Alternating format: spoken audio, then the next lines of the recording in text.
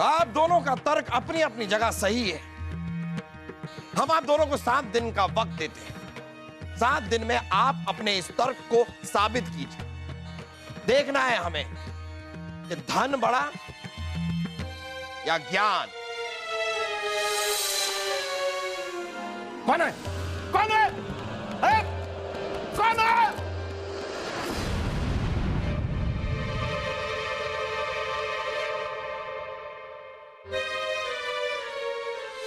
ये तुम्हारे किसी शुभ चिंतक ने लिखा है। क्या लिखा है बाबा? किसी भी क्षण आपकी मृत्यु हो सकती है।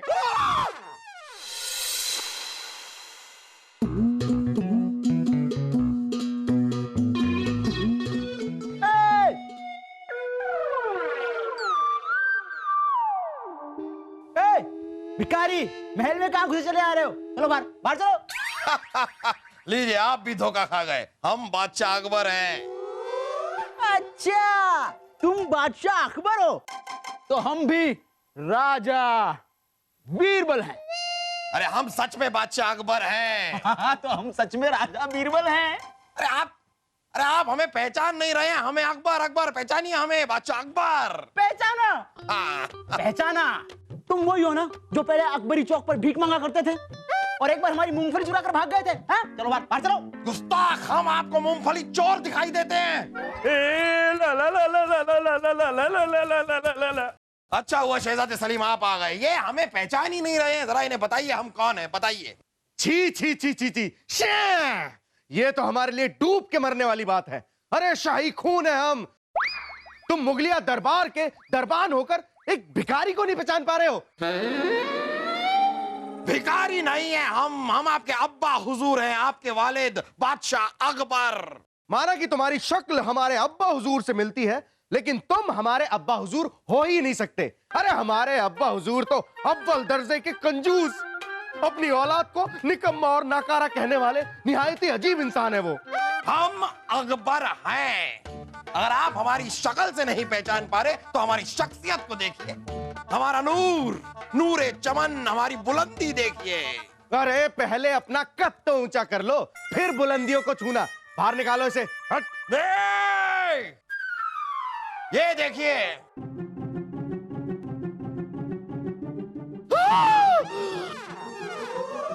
हम तो बस आप दोनों के अक्ल का नमूना देखना चाहते थे, लेकिन हमें पता चल गया कि आप दोनों में अक्ल तो है ही नहीं, सिर्फ नमूने हैं आप दोनों। आप हमें दीवाने खास में मिलिए और आप भी हमें दीवाने खास में मिलिए। बहुत जल्द भीख आप मांगेंगे।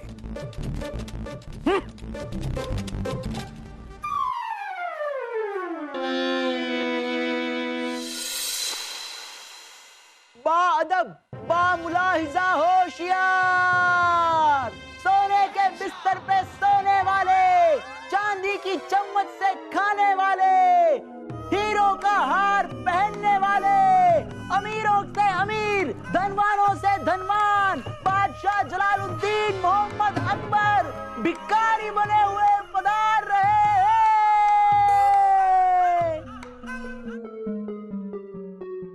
तशरीफ रखिए। जापाना, आप ऐसे भिखारी के भेष में क्यों हैं? अरे बीरबल, हम अपनी प्रजा के पास भेष बदल कर यानी कि भिखारी बनकर गए थे भीख मांगने। लेकिन ताज्जुब की बात यह है कि हमें किसी ने भी, एक इंसान ने भी भीख नहीं दी। जहांपना, हमारी जनता इतनी भी कंजूस नहीं है कि आपको भीख तक ना दे सके। मुझे पता है फूफू, आपको किसी ने भीख क्यों नहीं दी होगी, क्योंकि आप तो शरीर से एकदम हष्ट पुष्ट दिखते हैं, एकदम खाते पीते खानदान के। अरे भीख मांगने वाले तो एकदम ये मरियल खानदान के दिखते हैं ऐसे। हाँ अब्बा हुजूर, और आपने भीख भी अपने शाही अंदाज में मांगी होगी। हमें अल्लाह के नाम पे रोटी दो। खामोश खरगोश। जापाना, पर ऐसे भेष बदल कर आप देखना क्या चाहते थे? अरे बीरबल, हम सिर्फ ये देखना चाहते थे कि हमारी प्रजा में कितनी समृद्धि और संपन्नता है कि जब एक भिखारी उनके दरवाजे पर आता है तो वो उसे भीख दे पाते हैं या नहीं। हमें यह देखकर बहुत दुख हुआ कि हमारी सारी प्रजा एक मुफलिसी की जिंदगी जी रही। ये देखकर एक राजा को कितना बुरा लगा होगा, सोचिए। आप लोग हमें कोई ऐसा तरीका बताइए जिससे अपनी प्रजा की इस मुफलिसी को हम दूर कर सकें। हम चाहते हैं कि जब भी कोई भिखारी या कोई भी उनके द्वार पे जाए तो वो खाली हाथ ना लौटे। क्या सोचते हैं आप लोग, क्या विचार हैं आप? जहांपना, इंसान की 3 मुख्य आवश्यकताएं होती हैं, रोटी, कपड़ा और मकान, जिसे केवल धन से ही प्राप्त किया जा सकता है। हमें प्रजा की धन से मदद करनी चाहिए ताकि उनका जीवन स्तर सुधर सके।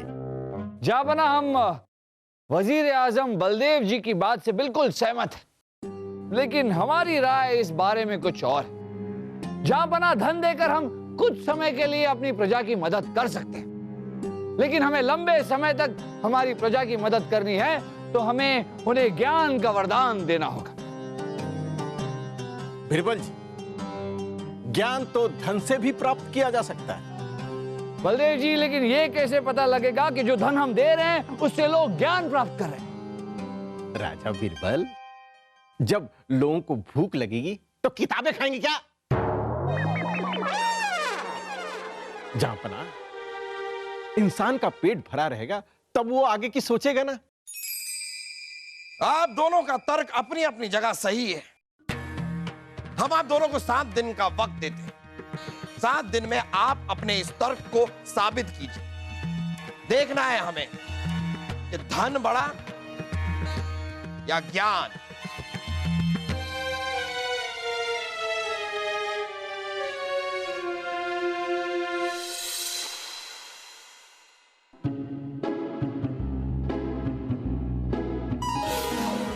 कौन है?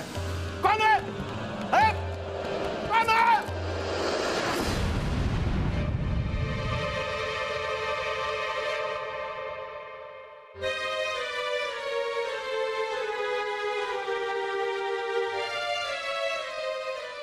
लगता है कोई पैगाम है, लेकिन इसकी भाषा समझ में नहीं आ रही है, शब्द भी समझ में नहीं आ रहे हैं।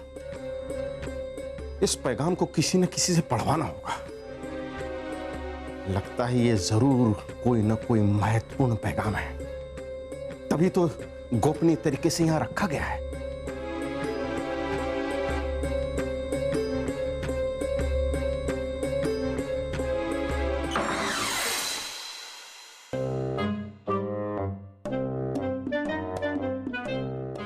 आदाब अर्ज़ है। आदाब आदाब इमाम साहब, बैठिए बैठिए बैठिए। कहिए हुजूर, कैसे याद फरमाया? इमाम साहब, इस पैगाम को जरा पढ़कर बताइए।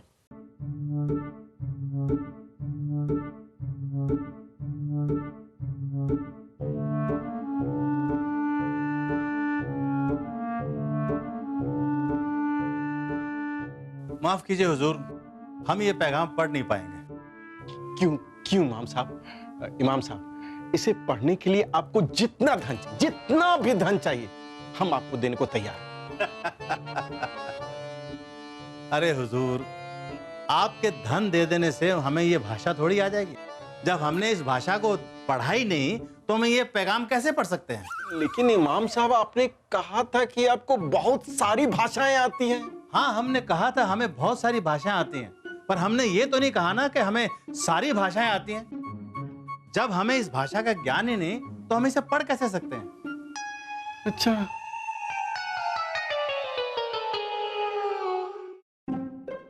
किसने लिखा है ये? पता नहीं, लेकिन हमने तो नहीं लिखा।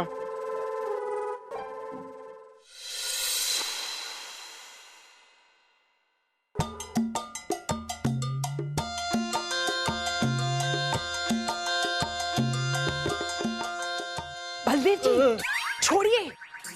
हाँ, हम तो उम्मीद तो छोड़ ही चुके हैं। अरे उम्मीद नहीं, यूं मुंह लटकाना छोड़िए और बताइए हमें आपकी परेशानी क्या है। बात ये है कि ये छोड़िए बलदेव जी, अगर आप नहीं बताना चाहते तो कोई बात नहीं। नहीं नहीं नहीं, हम ये कह रहे थे कि इसमें जो छोड़िए ना, आप मत बताइए, हम आपको बताते हैं। आपको पता है हम किससे मिलकर आ रहे हैं? एक बहुत ही बड़े बाबा, बाबा पंडरीनाथ आए हुए हैं, जो बहुत ही ज्यादा ज्ञानी हैं।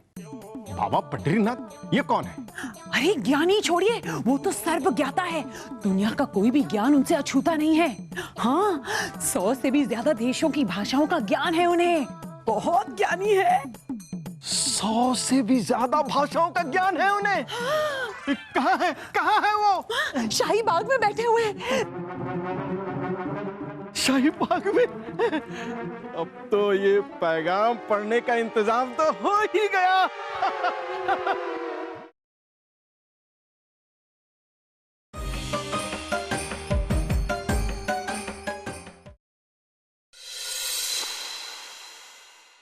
एक दिन में कितने कोस पैदल चलती हो? ये तुम्हारे पीछे कौन है? तुम्हारी बहन कितनी बड़ी हो गई? बाबा की जय हो। जीते रहो। बाबा, आप किससे बातें कर रहे हैं? चींटियों से। चींटियों से?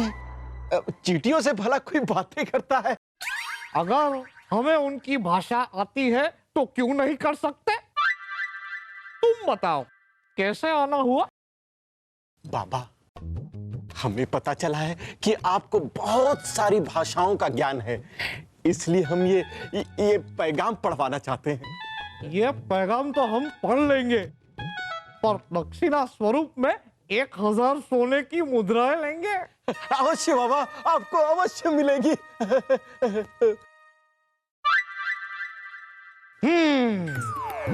ये तुम्हारे किसी शुभ चिंतक ने लिखा है। क्या लिखा है बाबा? वो आपको आगाह करना चाहता है कि किसी भी क्षण आपकी मृत्यु हो सकती है। मृत्यु? बाबा, यहाँ हमें किससे खतरा है? किसी से भी हो सकता है। कोई आपको महल के अंदर आपके खिलाफ षड्यंत्र रच रहा है। कोई भी हो सकता है, कोई बाहर का, कोई अंदर का, या कोई महल का। आपको किसी पे भी शक हो जो आपको मारना चाहता है, उसे आप धन दे दो। दे दो, धन दे दो, धन दे दो। कम से कम धन के लिए वो आप पे हमला नहीं करेगा, उससे उसका षड्यंत्र असफल हो जाएगा। धन जाएगा तो चलेगा, जान तो बच जाएगी, बच जाएगी, बच जाएगी।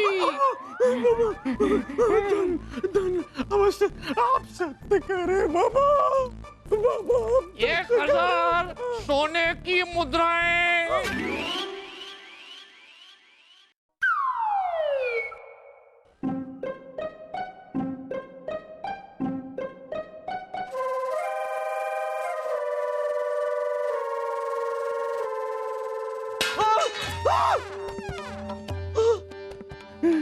बाबा पंडरीनाथ की बात सच हो गई। इस सिपाही ने तो हम पर जानलेवा हमला किया।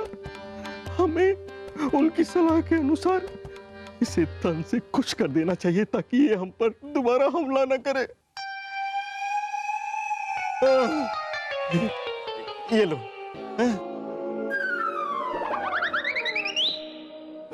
सोने की मुद्राएं।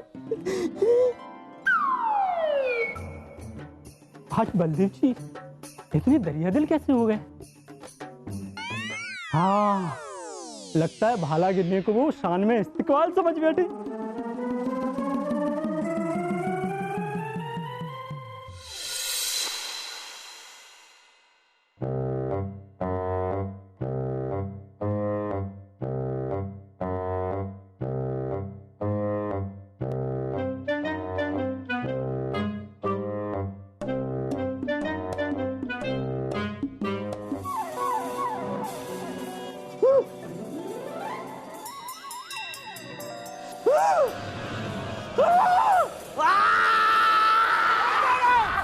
बेटा वासु, ये क्या कर रहे हो? क्या कर रहे हो? मुझे पता है पिताजी, मैं क्या कर रहा हूँ। और जो मैं आज करने आया हूँ ना वो तो मैं करके ही जाऊंगा। बेटा ये क्या कर रहे हो? ये लो सोने की मोहरे, ये ले लो।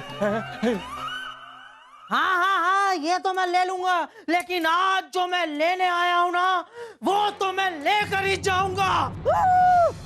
बेटा जो हमारा है सो तुम्हारा ही तो है। इसीलिए तो अपना समझ के ही लेने आया हूँ पिताजी। बेटा मार कर तुम्हें क्या मिलेगा? अरे पिताजी, मार कर मुझे क्या मिलेगा? मन की शांति मिलेगी, चैन की नींद मिलेगी। बेटा अपने सगों को मारकर तुम्हें मन की शांति मिलेगी क्या? क्या बात कर रहे हो पिताजी? आपने कभी बताया नहीं कि चूहे भी हमारे खून के रिश्तेदार हैं? चूहे? कौन से चूहे? अरे पिताजी, चूहा आपके शयन कक्ष में आया है, यही बिस्तर के नीचे छुपा होगा। उसे ही मारने के लिए तो मैंने अपने हाथ में ये तलवार ली थी। अरे मैं ये क्या अनर्थ करने जा रहा था पिताजी, अपने हाथ से अपने रिश्तेदारों का खून करने जा रहा था। बेटा तू चूहे को मारने की बात कर रहा था? हाँ पिताजी, लेकिन अब मैं बहुत शर्मिंदा हूँ पिताजी, बहुत शर्मिंदा हूँ। कहाँ है वो चूहा? मैं उससे हाथ जोड़ के उसके पैर पकड़ के और उससे माफी मांगना चाहता हूँ। अरे चूहे भाई साहब, और चूहे चाचा, कहो चूहे। अरे चुप कर चूहे! देखो निकल निकल यहाँ से, मैं तो तुझे छोड़ूंगा नहीं। निकल! पिताजी जा रहा हूँ। अरे भाला गिराकर इस्तेमाल किया और बलदेव जी ने खुश होकर सोने की मोहरें दे दी। क्या बात कर रहे हो? हाँ तुम सब भी ऐसा ही करना, देखना इस बार हम सबकी चांदी होगी। हाँ बलदेव जी आ गए।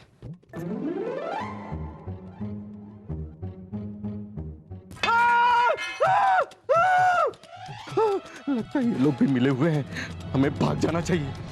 बचाओ! अबे ये तो झूठ बोलता है, मार इसको।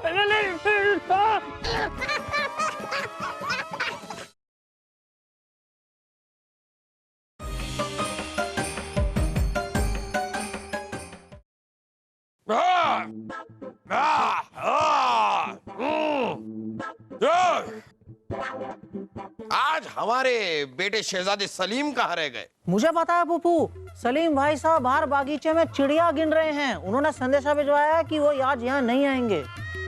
ओहो, और सारी चिड़ियाएं बैठकर उनकी गिनती का इंतजार कर रही हैं। अरे नहीं पुप्पू, बहुत मुश्किल काम होता है ये। कुछ चिड़िया बैठी हैं, कुछ उड़ गई, कौन सी गिनी कौन सी नहीं गिनी कुछ समझ में नहीं आता है, तभी तो वक्त लग रहा है। तो ये कर क्यों रहे हैं? जाओ बनो। कौवा आ गया। जहाँ बना बचाइए, जहाँ बना बचाइए, जहाँ बना बचाइए। आप तशरीफ रखिए, तशरीफ रखिए, आप तशरीफ रखिए। आप हमें बताइए, हम आपको किससे बचाएं, किससे बचाएं? मुझे पता है पुप्पू, पिताजी चूहों से बचने की बात कर रहे होंगे।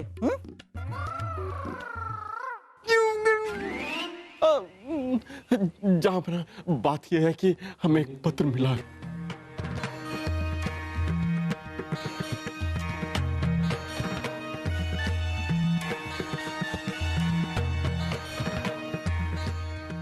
बीरबल, आपको क्या लगता है कौन हो सकता है इसके पीछे? माफ कीजिएगा जहापना, पर इस सब के जिम्मेदार हम हैं। क्या?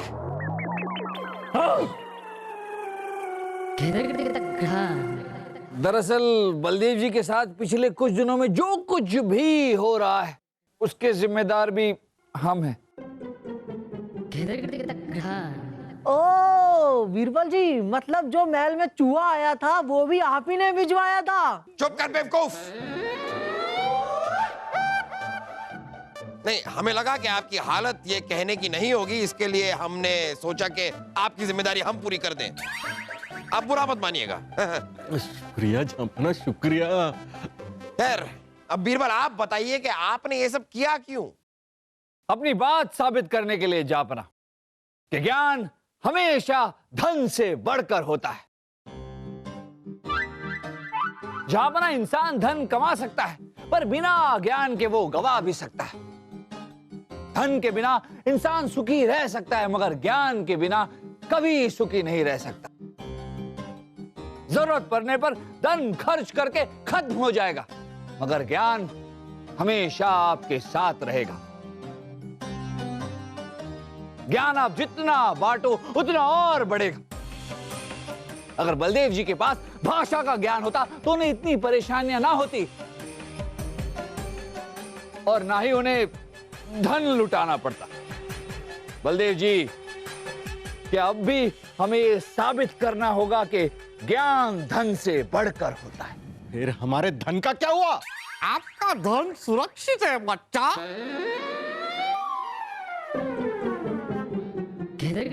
ये लीजिए आपका धन। लेकिन और बाकी हमारे धन का क्या हुआ? अरे छोड़िए ना बलदेव जी, क्या कर रहे हैं आप? अभी तो आपको समझाया कि धन जरूरी नहीं है, जरूरी है ज्ञान, जरूरी है शिक्षा। बीरबल ने आज एक बात जरूर साबित कर दी कि हर धनी का ज्ञानी होना जरूरी नहीं, लेकिन हर ज्ञानी के पास धन जरूर होगा। इसलिए आज हम मोहम्मद जलालुद्दीन अकबर ये ऐलान करते हैं कि आज के बाद हमारी रियासत में कोई भी अशिक्षित और अज्ञानी नहीं रहेगा।